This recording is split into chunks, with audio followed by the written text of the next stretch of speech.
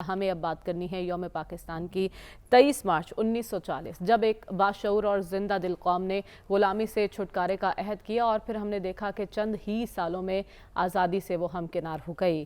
محمد علی جناح کی قائدانہ صلاحیتوں اور اقبال کے انقلابی افکار سے مزین تحریک پاکستان کا نقطہ عروج ہوا۔ سلمان صاحب، آج کا دن ہم اسی یاد میں منا رہے ہیں، بس بحیثیت قوم آج کا دن منانا اور کیا تقاضا کرتا ہے یہ دن ہم سے؟ دیکھیں 1940 23 مارچ اس وقت ایک قوم موجود تھی، ایک کریڈیبل لیڈرشپ موجود تھی، اور فیصلہ ہوا کہ ایک علیحدہ مملکت کے لیے تگ و دو کرنی ہے۔ تحریک موجود تھی، جذبہ موجود تھا، ولولہ موجود تھا، یکسوئی تھی، سنجیدگی تھی، اور 7 سال کے اندر وہ خواب جو ہے وہ حقیقت کا رنگ ملا۔ قائد اعظم محمد علی جناح کی قیادت میں پاکستان وجود میں آیا۔ آخر کیا وجہ ہے کہ جن مقاصد کے حصول کے لیے یہ مملکت وجود میں آئی تھی وہ مقاصد کہاں کھو گئے؟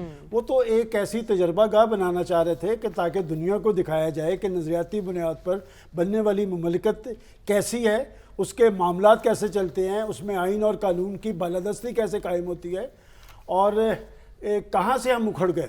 دیکھیں، بات یہ کہ ہم قائد اعظم محمد علی جناح کی لیڈرشپ کے بعد پاکستان کا جو اصل بحران جو ہے وہ لیڈرشپ کا بحران رہا ہے، اور لیڈرشپ، دیکھیں بات ہے، لیڈرشپ تو یہی ہوتی ہے کہ ان کے بارے میں قوم کو پتہ ہو کہ یہ جو کہہ رہے ہیں سچ کہہ رہے ہیں، یہ دیانتدار ہے۔ اور آج کیا پاکستان کی کسی ایک فرد کے بارے میں، ایک لیڈر کے بارے میں آپ یہ کہہ سکتے ہیں کہ یہ شخص 100% دیانتدار ہے، یہ شخص قوم سے سچ بول رہا ہے؟ میں سمجھتا ہوں کہ یہ یوم تجدید عہد ہے کہ اس وقت قوم نے ایک عہد کیا تھا تو پاکستان کی مملکت وجود میں آ گئی۔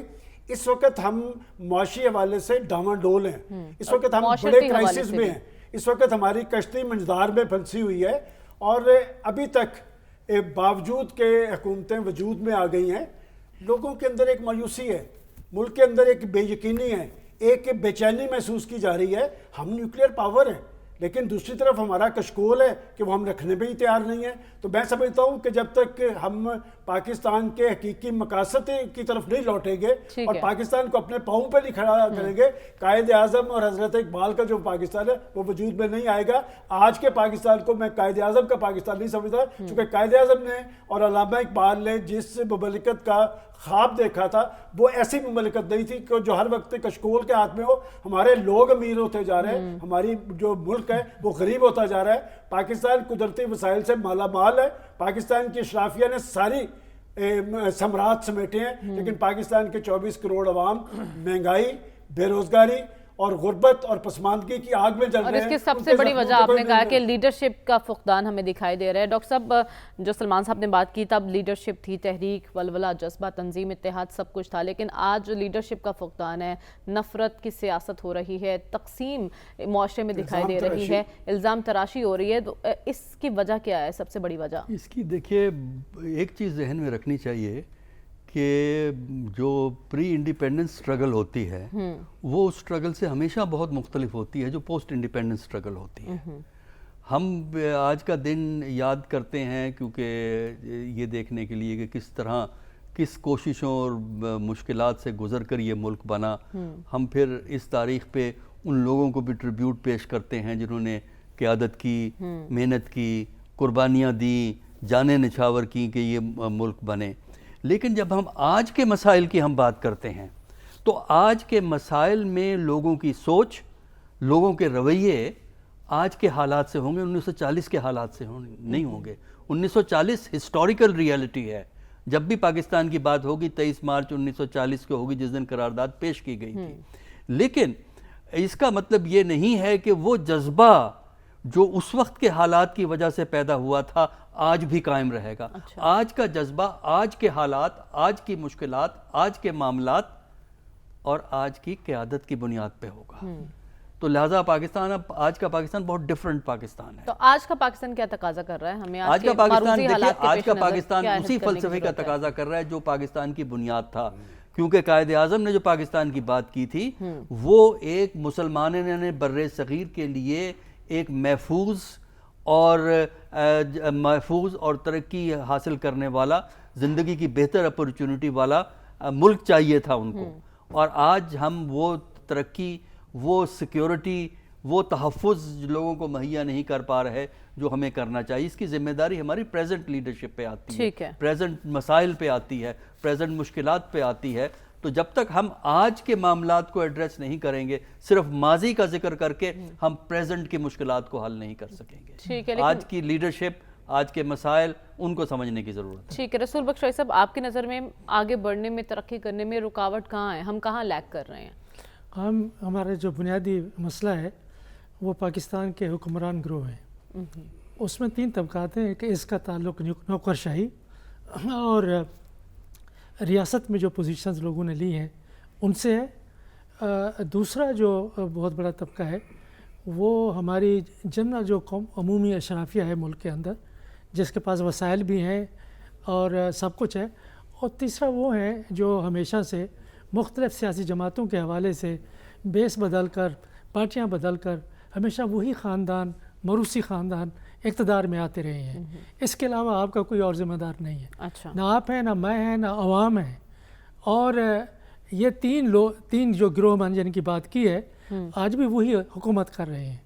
آج پچھلے 40 سال کی طرف دیکھیں، 88 کے بعد سے جب دوسرا جمہوری دور پاکستان میں شروع ہوا تو وہ 2 خاندان ملک کے اندر سیاست کر رہے ہیں. آج بھی وہی ہیں. اور جو ان کو لائے تھے 88 میں اور بعد میں 90 میں، 93 میں، 97 میں جو کچھ ہوا، آج پھر ان کو اسی طریقے سے لایا گیا ہے. تو رونا کس بات کا؟ وہ تو سامنے آپ کے بیٹھے ہوئے ہیں. پھر اقتدار ان لوگوں کے پاس ہے تو پھر آپ کہتے ہیں کہ ہم تحریک پاکستان اور اس کے بنیادی اصول اور فلسفے کی طرف جائیں.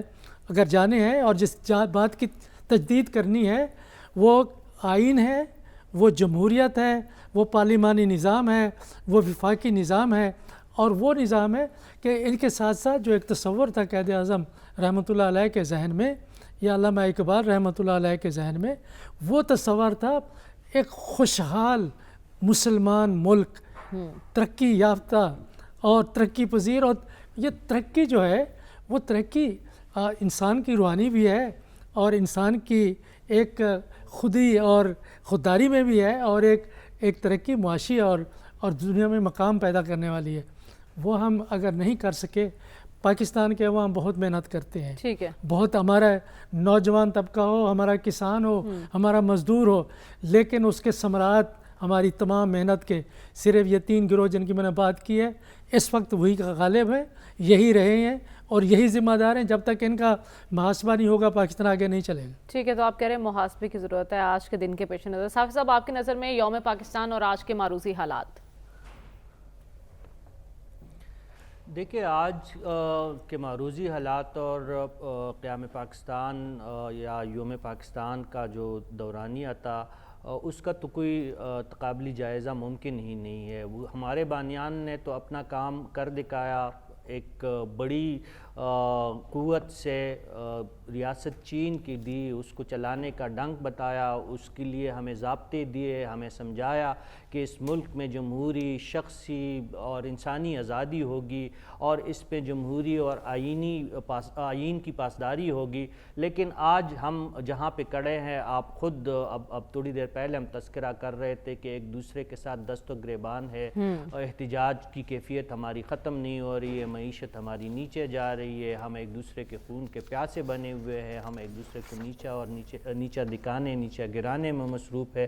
حالانکہ یہ ملک تو جو ہمارے بانیان نے ہمیں دیا تھا، ہمارے ایک دوسرے کا ہاتھ تام کے آگے بڑھنے کا ایک رستہ انہوں نے ہمیں سمجھایا تھا اور بتایا تھا. حتیٰ کہ غیر مسلموں کے ساتھ ہمیں رواداری کا ایک درس دیا گیا ہے. ہم غیر مسلموں اور اقلیتوں کو تو چھوڑے، اپنے شہری ہے، مسلمان شہری ہے، بہن بھائی ہے، ان کے ساتھ ہم مساوات کا اظہار نہیں کر سکے ہیں.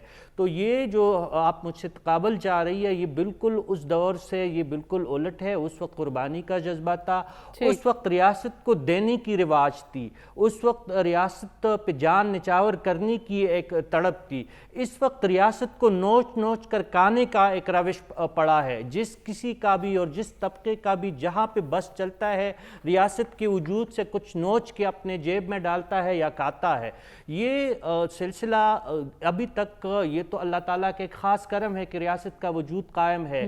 ہماری عسکری قوت اس حد تک اب بھی موجود ہے کہ ہم دنیا کو آج بھی دکھانے میں کامیاب ہوئے ہیں کہ ہمارے افواج جو ہے ہم اپنی روایتی دشمنوں کا مقابلہ کرنے کے لیے تیار کڑی رہتی ہے. لیکن ہمارے اندر جو دشمن ہمارے صفوں میں گھس گیا ہے نفرت کی شکل میں، عداوت کی شکل میں، اس کا علاج ہمیں کوئی بتائے. دشمن کا ہم مقابلہ کر سکتے ہیں، ٹھیک ہے، افواج کی وہ قوت ہم نے آج بھی دیکھ لی، اس سے پہلی بھی دیکھ لی. باہر کا دشمن ہمارا کچھ نہیں بگاڑ سکتا، لیکن ہمارے اندر جو دشمن چھپا بیٹھا ہے، ہمارے دلوں میں جو بغض ہے، جو کینہ ہے، اس کا حل ضروری ہے اور اس کا حل اب بھی موجود ہے.